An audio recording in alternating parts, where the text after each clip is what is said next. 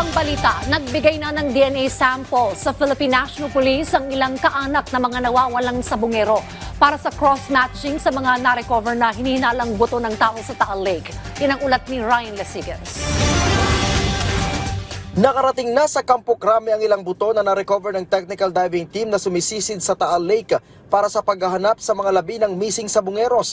Ayon kay PNP Chief Police General Nicolas Torre III, sisimulan na ang pagproseso nito para matukoy kung mga buto ba ng tao o hayop ang nakuha mula sa Taal Lake. Halo-halo, no? Kasi alam niyo naman na may farm yan dyan sa lugar na yan. May farm. Ang Taal ay farming yan. So, andyan na lahat na makikita natin. May mga na-recover na mga animal remains, may human, at mix na ang ating mga tinitingnan ngayon na mga... Kaya kasama sa ating processing dyan, ang pag-differentiate kung ito ba ay animal origin or human origin. Nakakuha na din daw ang PNP ng standards mula sa mga kamag-anak ng mga nawawalang sabungero. Isasalang umano ito sa cross-matching para matukoy kung sa mga nawawalang sabungero talaga ang mga natagpuang buto.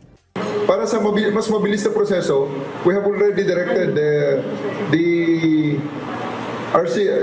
crime lab of Region 4A at saka yung Batangas to already move forward to the operations sa operations area para mabilis na ang pag-transport at pag-process nitong mga na-recover namin. Ayon naman kay PNP spokesperson Police Brigadier General Jean Fajardo, aabot na sa 12 kamag-anak ng mga nawawalang sabungero ang nakuhanan ng DNA samples.